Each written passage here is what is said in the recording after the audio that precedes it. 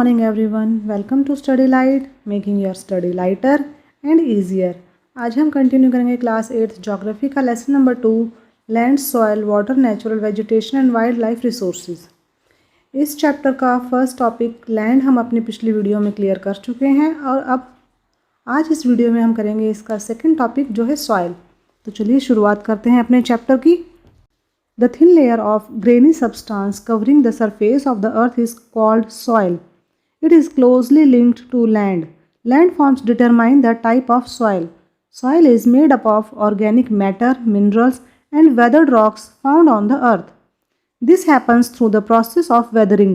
The right mix of minerals and organic matter make the soil fertile. अब जिस surface पर हम रहते हैं, अर्थ की जो सरफेस है, सबसे टॉप मोस्ट लेयर है वो है सॉयल। जो ग्रेनी होती है यानी कि थोड़ी दानेदार होती है तो उसे हम सॉयल कहते हैं और हम ज़्यादातर इसको लिंक करते हैं लैंड से। अगर हम किसी लैंड फॉर्म की बात करें, किसी लैंड एरिया की बात कर रहे हैं तो वो सॉयल ही है, क्योंकि जो टॉप मोस्ट लेयर है वो सॉयल है हमारी। तो ये किससे बनी होती है सॉयल हमारी? ये बनी होती है ऑर्गेनिक मैटर से, मिनरल से और जो वेदर्ड रॉक्स होती हैं, यानी कि वो रॉक जो कि एक्सपोज्ड हैं यानी कि धरती के ऊपर हैं और जिनके ऊपर की जो वेदर है उसका असर पड़ा है और उस वेदर के असर की वजह से वो टूट गई हैं, चटक गई हैं और हवा के प्रेशर से या पानी के बहाव की वजह से वो घिस गई हैं और जो हमारी टॉप मोस्ट लेयर है सॉयल की या पृथ्वी की उसके अंदर मिक्स हो गई हैं। तो इन सब चीज़ों से मिलकर हमारी सॉयल बनती है। और जो ये प्रोसेस है वेदरिंग का, ये बहुत लंबा प्रोसेस है। इसका जो ये प्रोसेस है सॉयल बनने का, इस प्रोसेस को हम कहते हैं वेदरिंग। तो जो हमारी सॉयल है, हम जानते हैं कि हर जगह की जो सॉयल है वो फर्टाइल नहीं होती। तो जो फर्टिलिटी रेट है वो किस चीज़ पर डिपेंड करता है? किसी भी सॉयल का वो डिपेंड करता है उसमें पाए जाने वाले मिनरल्स और ऑर्गेनिक मैटर्स पर। जिस सॉयल में जितने ज़्यादा मिनरल्स और ऑर्गेनिक मैटर्स होंगे उतनी ही वो सॉयल ज़्यादा फर्टाइल होगी। अब हम देखते हैं ग्लोसरी। ग्लोसरी में है वेदरिंग का meaning the breaking up and decay of exposed rocks by temperature changes, frost action, plants, animals and human activities. तो वेदरिंग का मतलब क्या होता है? वेदरिंग का मतलब होता है कि टूटना या डिके हो जाना एक्सपोज्ड रॉक्स का, यानी कि ज़मीन के ऊपर जितनी भी चट्टानें हैं उनका टूट जाना, उनका बिखर जाना, उनका चटक जाना और उनका बारीक हो जाना।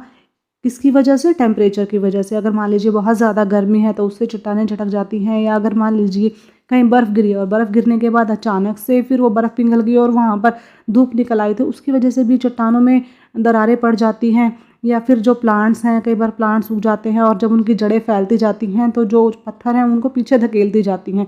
कई बार एनिमल्स की वजह से, कई बार ह्यूमन एक्टिविटीज़ की वजह से, क्योंकि इंसान भी चट्टानों को काट के अपने हिसाब से उनको इस्तेमाल में लाते हैं। तो जितनी भी चीज़ें होती हैं इन सब से जो डिके होती हैं चट्टानें, उसे हम कहते हैं वेदरिंग।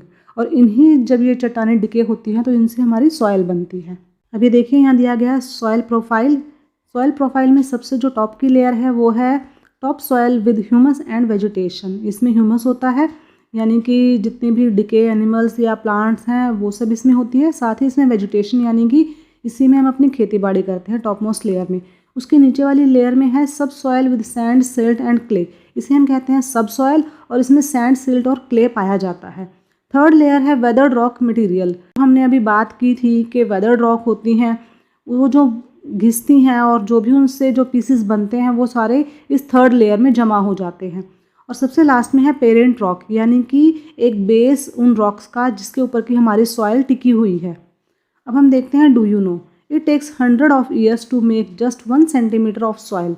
तो देखिए एक छोटी सी 1 सेंटीमीटर सॉयल को बनने में बहुत हज़ारों साल लगते हैं। तो इसलिए हमारे लिए सॉयल कितनी इंपॉर्टेंट है ये हम समझ सकते हैं।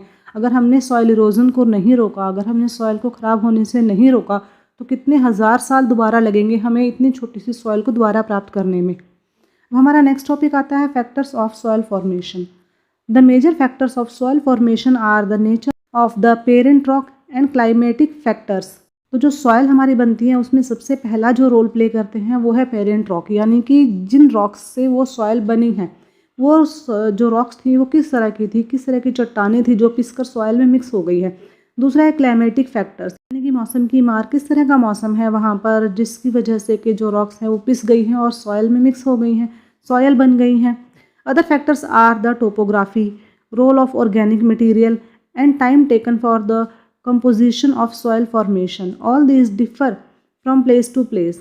अब इन दो चीज़ों के अलावा जो हमारी पेरेंट रॉक है और जो हमारा क्लाइमेट है एक पर्टिकुलर इलाके का, इन दोनों चीज़ों के अलावा भी बहुत सारे फैक्टर्स हैं जो कि सॉइल फॉर्मेशन में अपना पार्टिसिपेशन देते हैं। जैसे कि टोपोग्राफी, यानी कि किस तरह की वहाँ की टोपोग्राफी है, मतलब कि किस तरह का इलाका है, वो पहाड़ी है या रेगिस्तान है या फिर प्लेन इलाका है, किस तरह का वो जगह है।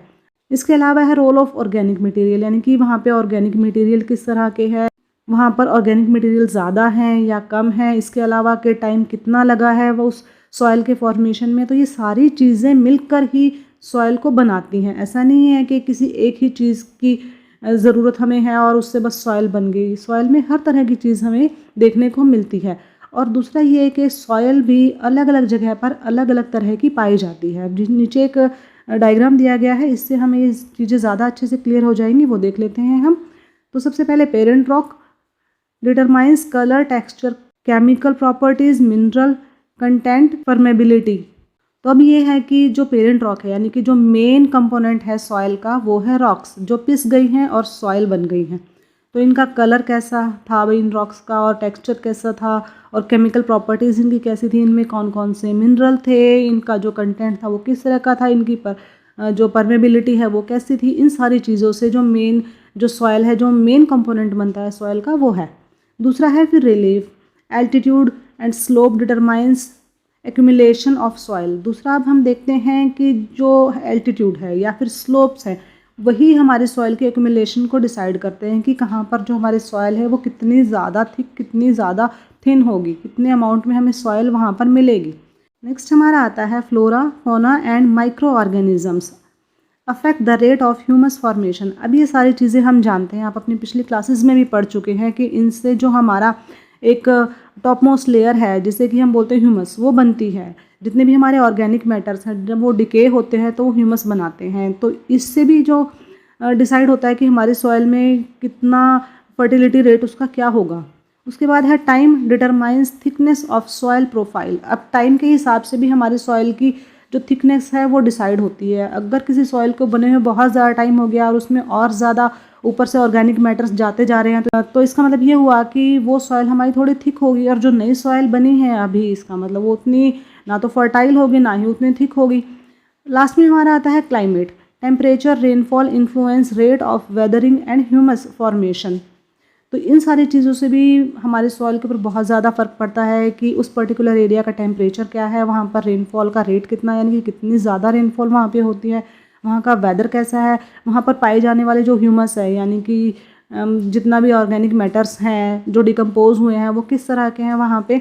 तो उस चीज़ से भी हमारी सॉइल की जो फर्टिलिटी है उसका हमें पता चलता है। तो ये सारी चीज़ें, सिर्फ किसी एक चीज़ से हमें सॉइल नहीं मिल सकती, इन सारी चीज़ों का असर सॉइल की फॉर्मेशन में आता है, यानी कि सॉइल बनने में इन सारी चीज़ों का कहीं ना कहीं हाथ होता है। अब हम देखते हैं activity. In India soil could be alluvial, black, red, laterite, desertic and mountain soil. Collect a handful of different type of soil and observe how are they different. तो यहाँ आपके लिए एक छोटी सी एक्टिविटी दी गई है। जैसे कि हम सभी जानते हैं और हमने अपनी पिछली क्लासेस में भी पढ़ा है कि इंडिया में बहुत अलग अलग तरह की सॉइल है। कोई अलुवियल सॉइल है, ब्लैक सॉइल है, रेड है, लेटराइट है, डेजर्टिक है, माउंटेन सॉइल है। इन सभी के बारे में हम अपने पिछले क्लासेस में पढ़ चुके हैं। तो आपके लिए एक्टिविटी ये है कि आपने अलग अलग तरह की एक एक मुट्ठी सॉइल इकट्ठी करनी है और उनको ऑब्जर्व करना है, उनको देखना है कि वो किस तरह से एक दूसरे से डिफरेंट है। चलिए अपने लेसन पर वापस आते हैं। Degradation of soil and conservation measures. अब हम जानते हैं कि जो हमारी सॉइल है वो डिग्रेड हो रही है, वो ख़राब हो रही है। कहीं ना कहीं हम सॉइल को अपनी को बर्बाद कर रहे हैं, बिगाड़ रहे हैं। और जब हमें पता है कि हमारी सॉइल ख़राब हो रही है तो उसे हमने सुधारना भी है। तो इस टॉपिक में हम वही देखेंगे कि हमारे सॉइल के जो ख़राब होने के वो क्या क्या कारण हैं और किस तरह से हम अपनी सॉइल को ख़राब होने से बचा सकते हैं। Soil erosion and depletion are the major threats to soil as a resource. अब जैसा कि हम जानते हैं सॉइल हमारे लिए एक रिसोर्स है। अगर सॉइल नहीं होगी तो हम कैसे सर्वाइव करेंगे? ना हम उसमें कुछ खाना उगा सकते हैं और ना ही हम उस पर रह सकते हैं। तो सॉइल हमारा बेसिक रिसोर्स है। अब अगर सॉइल इरोजन होता है या उसकी डिप्लेशन होता है यानी कि सॉइल हमारी ख़राब होती है तो ये बहुत बड़ा थ्रेट है हमारे सॉइल के लिए, क्योंकि इन दोनों ही रीज़न से जो हमारी सॉइल है बर्बाद हो रही है। Both human and natural factors can lead to degradation of soils. इंसान और नेचर दोनों की वजह से ही जो हमारी सॉइल है वो ख़राब हो रही है। Factors which led to soil degradation are deforestation, overgrazing, over use of chemical fertilizers और pesticides, rain wash, landslides and floods.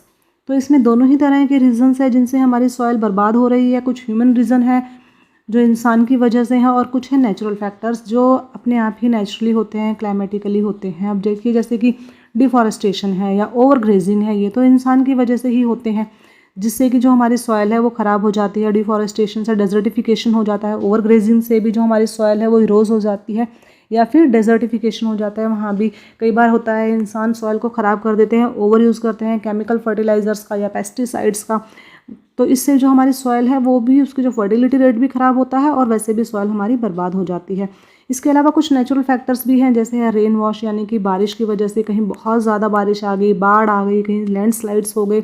इन सभी रीजंस की वजह से भी जो हमारी सॉइल है उसका डिग्रेडेशन होता है। Some methods of soil conservation are listed below. तो अब हमने वो सारे फैक्टर्स तो पढ़ लिए जिनकी वजह से हमारी सॉइल ख़राब होती है। अब हमने वो देखना है कि किस तरह से हमने अपनी सॉइल को कंजर्व करना है, बचा के रखना है। सबसे पहले है mulching. The bare ground between plants is covered with a layer of organic matter like straw. It helps to retain soil moisture. अब जब हम देखते हैं कि गांव में या कहीं पर भी जब पेड़ लगाए जाते हैं तो दो पेड़ों के बीच में जो जगह बची होती है वहाँ पर अगर कुछ लगा दिया जाए, चाहे मतलब घास ही लगा दी जाए या कुछ भी लगा दिया जाए, तो उससे क्या होगा, जो हमारी सॉइल है वो मॉइस्चर्ड रहेगी, यानी कि उसमें नमी बनी रहेगी। अगर हम अपने पेड़ों में पानी डालते हैं और उसके साथ की जो ज़मीन है वो सूखी पड़ी है तो जाहिर सी बात है वो तो हवा से उड़ ही जाएगी और पेड़ भी कितना पानी ले लेगा। लेकिन अगर उसके साथ ही साथ अगर घास उगी हुई है तो जब हम पौधों में पानी डालेंगे तो वो जो घास है उस सॉइल को भी पकड़ के रखेगी और मॉइस्चर को भी पकड़ के रखेगी, तो जिससे क्या होता है जो हमारी सॉइल है वो मॉइस्चराइज्ड रहती है। नेक्स्ट है हमारा contour barriers. Stones, grass, soil are used to build barriers along contours. Trenches are made in front of the barriers to collect water. कई बार ऐसा होता है कि जैसे स्लोप्स होते हैं वहाँ पर अगर पानी है, बहुत ज़्यादा बारिश हो रही है तो पानी एकदम से बह के चला जाता है। तो ऐसे में एक ये आइडिया दिया गया है कि वहाँ पर किनारों पर या तो हमें पत्थर लगा दें, स्टोन्स लगा दें, या उसमें किनारों पर घास उगा दें, जिससे जो हमारी सॉइल इरोजन है वो नहीं होगा, हमारी सॉइल बच जाएगी। साथ ही साथ एक और भी है कि उसके आसपास ट्रेंचेस खोद दी जाएं, यानी कि छोटी छोटी खाइयाँ, नालियाँ खोद दी जाएं। तो उससे क्या होगा कि जब बारिश का पानी बहेगा तो वो उन नालियों में इकट्ठा हो जाएगा, वेस्ट नहीं होगा, और ना ही जो हमारी सॉइल है उसे बहा कर लेके जाएगा। तो इन सब से जो हमारी सॉइल है उसका इरोजन रुक जाएगा। नेक्स्ट हमारा आता है rock dam. Rocks are piled up to slow down the flow of water. This prevents gullies and further soil loss. अब जो हमारे स्लोप्स होते हैं उन पर अगर हम जगह जगह रॉक्स की लाइनें बना दें तो इससे क्या होगा कि पानी एकदम से फ्लो में नहीं बहेगा, उसे छोटी छोटी गलियां सी मिल जाएंगी जिनसे होकर पानी नीचे जाएगा और जो हमारा सॉइल लॉस है वो बच जाएगा, नहीं होगा। Terrace farming. तो टेरेस फार्मिंग आप सभी जानते होंगे, पहाड़ों में ज़्यादातर टेरेस फार्मिंग ही की जाती है।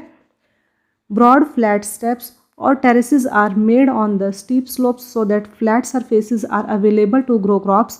They reduce surface runoff and soil erosion. अब जैसे कि आप यहाँ फोटो में भी देख सकते हैं, यहाँ टेरेस फार्मिंग का एक फ़ोटो दिया गया है 2.5 फिगर। तो इसमें भी आप देख सकते हैं कि टेरेस फार्मिंग की गई है। इससे क्या होता है कि सबसे पहला तो कि पहाड़ों में रहने वाले जितने भी पर्सन्स हैं उनको एक एरिया मिल जाता है जहाँ पर वो अपनी क्रॉप उगा सके और अपना जीवन यापन कर सके। दूसरा, इससे क्या होता है कि जो बारिश का पानी है वो एकदम से बह के जाता है और स्लोप्स पे से जितनी सॉइल होती है उसको निकाल के ले जाता है। लेकिन टेरेस फार्मिंग से क्या होता है कि स्लोप्स के थ्रू बहता है पानी, पहले ऊपर वाले स्लोप पे, फिर उसके नीचे, फिर उसके नीचे, फिर उसके नीचे, और ऐसे करते करते जो सॉइल है हमारी वो पूरी तरह से बह नहीं पाती है। और साथ ही साथ जब हमने इन स्लोप्स के ऊपर अपनी खेती की हुई है, इनके ऊपर कुछ ना कुछ उगा रखा है, तो वो सॉइल को होल्ड करके रखते हैं, पकड़ के रखते हैं। तो इससे क्या होता है कि सॉइल भी और सॉइल का मॉइस्चर भी इसमें बना रहता है। नेक्स्ट हमारा आता है intercropping. Different crops are grown in alternate rows and are sown at different times to protect the soil from rain wash. अब ये भी एक बहुत अच्छा तरीका है हमारी सॉइल को बचाने का कि हम अलग अलग जो लाइनें हैं उनमें अलग अलग तरह की फसल उगा दें। एक ही टाइम पर हम 2 तरह की फसल उगाएंगे तो उससे भी जो हमारा सॉइल इरोजन है वो बचता है। दूसरा एक और तरीका है इसमें कि अगर हम ये देखें कि कोई बारिश वाला सीज़न है तो उसमें ऐसी फसल उगाएं जिसे ज़्यादा पानी की ज़रूरत है। इससे होगा क्या कि जो बारिश का पानी है वो सारा फसल सोख लेगी। तो एक तो ये होगा फ़ायदा कि फसल को पानी मिल जाएगा, हमें ज़्यादा पानी देने की ज़रूरत नहीं पड़ेगी। दूसरा ये है कि जो हमारी सॉइल है वो बहने से बच जाएगी। तो इंटरक्रॉपिंग के थ्रू भी हम अपनी सॉइल को इरोज होने से बचा सकते हैं। नेक्स्ट है हमारा contour ploughing. Plowing parallel to the contours of a hill slope to form a natural barrier for water to flow down the slope।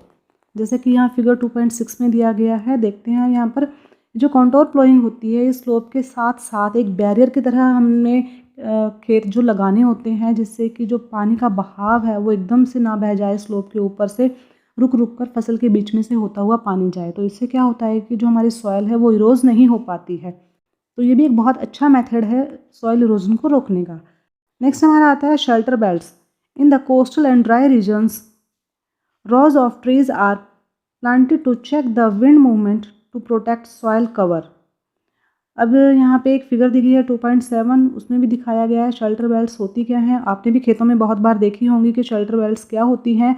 ज़्यादातर कोस्टल एरियाज़ में या जो इस तरह के रीजन है जैसे हरियाणा है, राजस्थान है, जो ड्राई रीजन्स हैं वहाँ पर इस तरह की शेल्टर बेल्ट्स लगाई जाती है। खेतों में आपने देखा होगा किनारों पर बहुत सारे पेड़ लगा दिए जाते हैं और इनसे जो किसान होते हैं वो पता करते हैं कि जो हवा की डायरेक्शन है वो किस तरफ है और उसके हिसाब से फिर वो अपनी नेक्स्ट फसल लगाते हैं, जिससे उन्हें पता लग जाता है कि हवा किस तरफ बहेगी और किस तरफ हमें अपनी सॉइल को बहने से रोकना है और उसी हिसाब से फिर वो अपनी फसल लगा लेते हैं। तो ये ऊपर जितने मेथड्स दिए गए हैं उन सभी के थ्रू हम अपनी सॉइल इरोजन को रोक सकते हैं। अब हम देखते हैं activity. Take 2 trays A and B of same size. Make 6 holes at the end of these trays and then fill them with the same amount of soil। अब आपने क्या करना है, 2 ट्रे लेनी है और उन दोनों के कॉर्नर्स में 6-6 छेद कर देने हैं और दोनों में ही आपने सेम सॉइल फिल कर देनी है, सेम अमाउंट में और सेम ही क्वालिटी वाली। Leave the soil in tray A bare and while sow wheat और rice grains in tray B. अब जो ए आपने ट्रे ली है उसको आप ऐसे ही खाली छोड़ दीजिए और जो दूसरी ट्रे है बी ट्रे जिसका आपने नाम रखा है उसमें आप चाहे गेहूं या चावल उसको बो दीजिए। When the grain in tray B has grown a few centimetres high place both the trays in such a way that they are on a slope. अब आपने क्या करना है, जब कुछ सेंटीमीटर की जो फसल है आपकी हो जाएगी, यानी जो आपने बोया है उसमें चाहे चावल बोए हैं चाहे गेहूं बोए हैं, जब वो कुछ सेंटीमीटर लंबे हो जाएंगे तो आपने दोनों ही ट्रेस को इस तरह से होल्ड करना है, इस तरह से पकड़ना है जैसे वो स्लोप पे रखी गई हैं। पोर 1 mug of water from the same height into each tray। Collect the muddy water that trickles down the holes of both trays in 2 separate containers and compare how much soil is washed out of each tray। अब आपने दोनों ही जो trays हैं उनको slope की तरह तो रख लिया, अब उनमें एक एक मग पानी डालिए सेम क्वांटिटी में और सेम ही हाइट से और उनके नीचे आप एक एक कंटेनर रख दीजिए जिसमें कि जो वाटर जो जाएगा उनके होल से वो उसमें कलेक्ट हो जाएगा। तो अब दोनों को आप वाटर को कलेक्ट करके देखिए कि किस में ज़्यादा मिट्टी आपको देखने को मिलती है। इसी से आपको क्लियर हो जाएगा कि किस में सॉइल इरोजन ज़्यादा है और किस में सॉइल इरोजन कम है। तो इससे हमें पता लगेगा कि किस तरह से हमने अपनी सॉइल को प्रोटेक्ट करना है, यानी कि हमने जो अपना ग्रीन पैच है पृथ्वी की अपर लेयर पर उसको बचा के रखना है। इसी एक्टिविटी के साथ हम अपनी आज की ये वीडियो ख़त्म करते हैं। नेक्स्ट वीडियो में हम करेंगे इसी लेसन का next topic water. Till then take care and thanks for watching my video.